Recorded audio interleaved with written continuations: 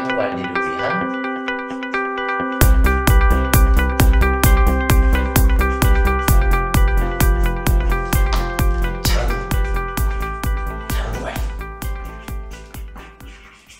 장부 관리.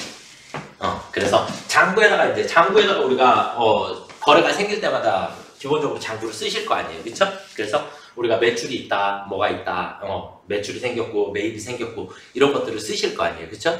그런 것들을 쓰시는데 1차적으로 여러분들이 중요하게 한 가지 알아두셔야 될 것은 세무 관리를 하시려면 증빙이다라고 하는 것을 알아두셔야 돼요. 그러니까 우리가 증빙에 의해서 신고를 해요. 제가 1년 동안 세금계산서 발행한 게 총 몇 건이고 얼마가 있습니다. 그럼 거기에 대해서 세금을 또 내야 되고, 그 다음에 카드로 거래한 게 총 내역이 얼마 있습니다. 이것도 세금을 내야 되고.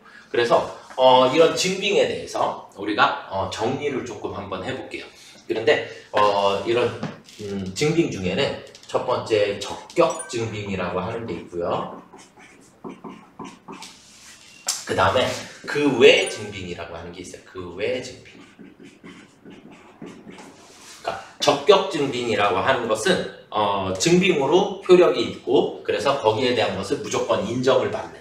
그래서 적격 증빙의 첫 번째는 세금계산서가 있고요. 그 다음에 계산서도 있어요. 계산서. 계산서는 면세. 세금계산서는 부가세가 붙어있는 과세. 이렇게 있고, 그 다음에 또 우리가 신용카드 쓰죠. 신용카드, 그 다음에 현금영수증.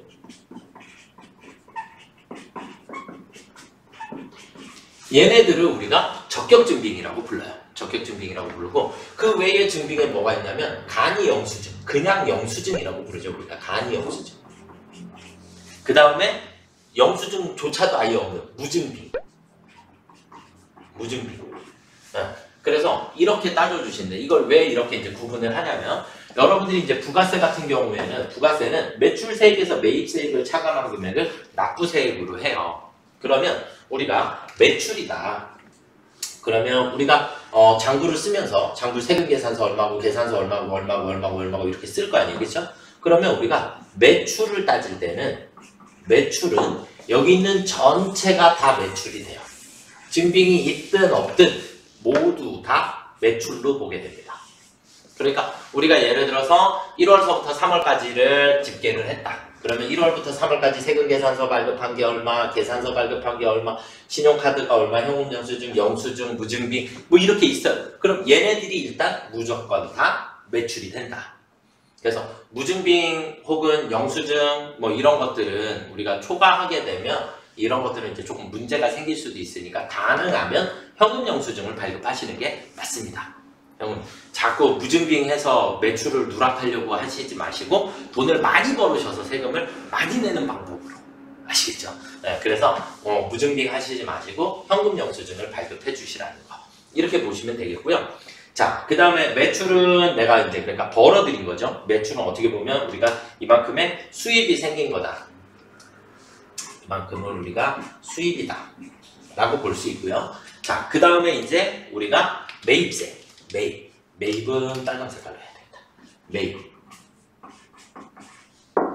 그러면 부가세법으로 따졌을 때 매입세액이라는 걸 산출하기 위해서는, 매입세액이라는 거, 매출에 대해서는 면세를 제외한 나머지 매출은 무조건 부가세가 10%가 붙는다. 이렇게 보시면 되겠고, 매입세액은 이 영수증하고 무증빙은 매입세 공제를 받을 수 없어요. 그래서 매입세액을 인정받는 것은 이만큼만, 이 빨강색만 매입세액을 인정받으실 수 있게 됩니다. 매입세액을 인정받으실 수 있고, 그래서 매입세액을 뺀 나머지에 대해서, 그러니까 얘도 매출세액이라고 해야 되겠다.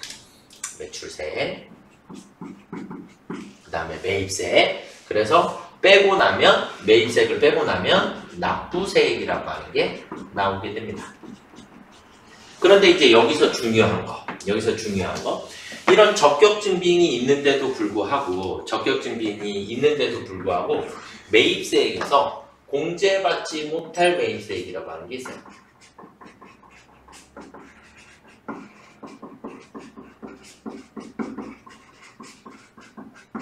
공제받지 못할 매입세. 그러니까 공제받지 못할 매입세액이라는 것은 나한테 분명히 증빙이 있는데도 불구하고 거기에서 발생한 부가세에 대해서는 매입세 공제를 안 해주겠다라고 하는 거예요. 그래서 이런 공제받지 못할 매입세액은 암기를 조금 해두시고 아니면 그냥 옆에다가 이렇게 적어두셔도 괜찮아요. 그래서 첫 번째는 접대비와 관련되어 있는 거. 접대비로 거래처 직원하고 밥 먹고 신용카드로 긁었어요. 그런데 거기에 부가세 있죠? 그럼 부가세는 공제받을 수 있다 없다? 없다. 그래서 접대비 관련 매입세 공제받을 수 없고요. 그 다음에 두 번째는 업무용 승용차와 관련되어 있는 거. 승용차. 여기서 말하는 승용차는 1000cc를 초과하는 거. 1000cc 경차가 아닌 거. 그러니까 뭐 아반떼, 소나타, 그랜저, 뭐 제네시스 뭐 이런 것들이 그런 것들과 관련해서 주유비라든지 아니면 뭐 차량 수리비라든지 이런 것들로 인해서 부가세라는 게 발생을 하게 되는데 공제받을 수 있다 없다? 없다. 이렇게 알아두시면 됩니다. 그래서 공제를 받을 승용차와 관련된 대신에 그러면 화물차 뭐 디젤이다. 네, 다 가능하세요. 아시겠죠? 그런데 승용차 중에 또 디젤이 있잖아요. 그죠? 그래서 걔네들은 또 매입세 공제 대상이 아닙니다. 아무튼 승용차랑 관련해서 지출한 부분은 매입세 공제 대상이 아니다 라는 거 알아두시면 될 것 같고요. 그 다음에 이제 세 번째는 사업과 관련이 없이 쓰는 것들. 사업과 관련이 예를 들자면 마트 가서 우리 집에서 먹어야 될 거 막 사왔어요. 그런 매입세 공제 안 해주겠다. 대신에 이 마트 가서 사온 게 우리 사업장에서 뭐 우리 직원들하고 같이 먹을 거다. 그러면 매입세 공제돼요. 무슨 말인지 아시겠죠? 그러니까 사업하고의 관련 여부를 조금 따져주셔야지 되겠고요. 그 다음에 네 번째 면세사업자와 면세사업과 관련되어 있는 거. 이거는 내가 면세사업자일 때는 매입세액을 공제를 다 못 받게 됩니다. 그래서 우리 회사가 면세 물품도 공급을 한다. 그런데 그 면세 물품 공급과 관련해서 발생한 부가세는 매입세 공제 대상이 아니다 라는 거예요. 그래서 이거는 면세 사업을 영위하는 자, 이건 면세 사업자만 해당 사항이 있습니다. 면세 사업을 하는 자만. 그 다음에 이제 자주 여러분들은 개인 사업자니까 잘 안 나오겠지만 토지하고 관련된 땅하고 관련되어 있는 매입세. 예를 들어서 제가 뭐 밭을 하나 가지고 있는데 거기에 이제 사업장이에요. 거기도 예를 들어서 거기에 주차장에 펜스 같은 거를 치고 뭐 땅을 고르는 작업을 하고 그래서 포크레인을 부르고 뭐 그러다 보니까 거기에 부가세가 생긴 것들은 매입세 공제 대상이 아니다라는 거. 그래서 이 정도를 여러분들이 얘네들은 영수증이 있어도 우리가 공제받을 수 없다. 이렇게 보시면 됩니다. 무슨 말인지 이해가 되셨나요? 자, 대신에 이제 얘를 소득세로 한번 볼게요. 소득세로 보면 소득세는 이 공제받지 못할 매입세액하고 상관이 없어요. 여기에서 사업과 관련 없는 지출만 비용 처리가 안 되고 우리가 다 비용 처리는 가능합니다. 그러니까 우리가 전체 수입이 있고 그 다음에 매입세가 어떻게 보면 지출이다 이렇게 볼 수 있고요. 그 지출에 해당하는 것은 접대비 지출로 인정받아요. 승용차와 관련된 것도 지출로 인정 다 받습니다. 지출은 다 인정받는데 부가세법에서만 매입세 공제를 못 받는다. 이런 개념이세요. 이해가 되시나요? 그래서 1년간 발생한 모든 거래에 대한 세금을 내는 것을 우리가 소득세다라고 얘기를 하는 거고 이렇게 부가세는 부가세대로 관리를 또 해주셔야지 되고 무슨 말인지 이해가 되셨나요? 네, 그럼 얘를 같이 우리가 장부랑 연결을 해서 간단하게만 설명을 조금 더 드리고 우리가 이렇게 볼게요. 우리가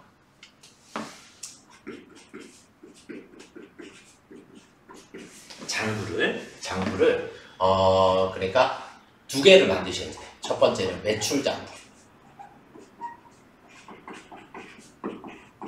매출 장부. 자, 일반 과세자를 기준으로 한다 그랬으니까. 그러면 매출 장부 쓰실 때 첫 번째 날짜가 있어야지 될 거고, 그 다음에 뭐 거래처, 그 다음에 뭐 품목, 그 다음에 공급가액, 그리고 부가세, 그리고 증비. 이렇게가 필요하겠죠. 그쵸? 이렇게 해서 그냥 쓰시는 거예요. 1년 내내 그냥 쭉 밑으로 내려가면서 그냥 쭉 써요. 계속. 증빙은 어떤 증빙이었냐, 이런 걸 여기다 체크를 계속 해주시면 돼요. 그렇게 매출 장부 만들어 주시면 되겠고, 자, 두 번째는 매입 장부예요. 근데 매입 장부 우리가 지출 장부라고 할게요. 지출 장부. 이거 왜 이렇게 이제 표시를 하냐면 이제 설명을 좀 드릴게요. 자, 여기에도 마찬가지 날짜, 그 다음에 거래처, 품목, 그 다음에 공급가액, 그리고 부가세, 그 다음에 증빙, 그 다음에 한 가지가 더 있어야 돼요. 한 가지가 더. 뭐가 있어야 되냐면 공제 여부.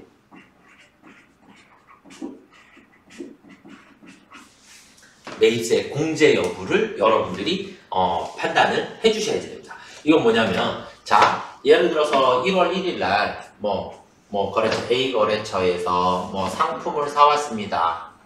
상품을 사왔고 10만 원에 대해서 부가세가 10,000원이 생겼고요. 증빙으로 세금 계산서를 받았어요. 그러면 매입세 공제가 가능합니다.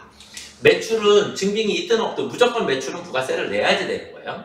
아시겠죠? 그래서 이 매출은 전체가 다 부가세 과세 대상이다. 이렇게 보시면 돼요. 일반 과세자.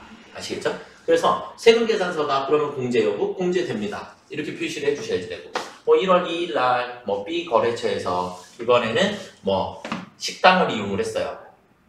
접대를 했다. 5만 원에 부가세가 5,000원이다. 신용카드로 결제를 했는데 접대비는 매입세 공제 대상이 아닙니다. 이렇게 체크를 해주시는 거예요. 이해가 되시나요? 네. 그러면 공제 여부에 체크되어 있는 것만 나중에 가서 부가세 계산을 할 수 있겠죠. 자, 한 개만 더 해볼까요? 예를 들어서 세 번째 거래처 A 주유소에서 휘발유를 넣었어요. 휘발유 5만 원에 또 5,000원 신용카드. 그런데 얘는 공제가 안 되겠죠. 4일 날 또 주유소에 가서 주유를 했는데 화물차에 경유를 5만 원을 넣었어요. 5,000원. 그래서 얘도 신용카드로 거래를 했다. 그럼 얘는 공제가 되겠죠. 그래서 경유는 우리가 휘발유는 매입세 공제가 안 되고, 그 다음에 화물차에 주유한 거, 얘는 승용차에다가 주유한 거, 화물차는 공제 대상이다. 이렇게 보시면 돼요. 자, 그러면 이제 여기서 우리가 이렇게 설명을 드릴게요. 자, 전체 금액에 대한 이 부가세에서 공제가 가능한 부가세를 뺀 나머지를 납부세액으로 내는 거예요. 부가세는. 이해가 되셨나요? 부가세는. 그래서 공제 가능한 것들만 세금을 내면 되고, 그 다음에 소득세는 이게 1년치 잔고가 쭉 있겠죠. 1년치 잔고가 쭉 있으면 1년치 전체 공급가액이 내 매출일 거 아니에요. 그쵸? 부가세는 내 돈이 아니라 그랬으니까. 그래서 공급가액이 전체 매출이 돼요. 공급가액이 전체 매출이 되고, 그 다음에 공제 여부 상관없이 매입에 있는 공급가액은 다 비용 처리가 가능합니다. 그러니까 소득세는 어떻게 계산해야 돼요? 소득세는 전체 공급한 거에서 전체 매입한 것을 뺀 나머지를 소득금액이라 하고, 그래서 그 소득금액에 대해서, 그러면 소득금액이 산출이 되니까 이 소득금액에 대해서 소득세를 납부를 하는 것이다. 그러니까 공제되고 안 되고랑 상관없이 지출은 다 인정은 받아요.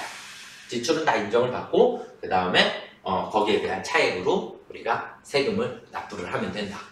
무슨 말인지 이해가 되셨습니까? 그래서 우리가 장부도 이런 구조로 만들어서 쓰시면 여러분들이 부가세 관리하시기도 조금 편하고, 그 다음에 장부에서 된다 안 된다를 여러분들이 빨리빨리 판단을 해주시면 되죠. 그래서 부가세 납부할 때는 부가세만 우리가 증빙이 뭐냐에 따라서만 우리가 신경을 써주시면 되겠고, 그 다음에 이제 공제 여부만 판단해 주시면 되겠고, 소득세는 1년 전체를 가지고 부가세 공제 대상인 것과 상관없이 전체를 가지고 그냥 쭉 만들어 주시면 될 것 같습니다. 아시겠죠? 그래서 세금을 조금 쉽게 여러분들이 이해를 하셨으면 좋겠고요. 제가 또 시간이 될 때 다시 또 자세히 하나씩 또 올려드리도록 하겠습니다. 수고들 많이 하셨습니다.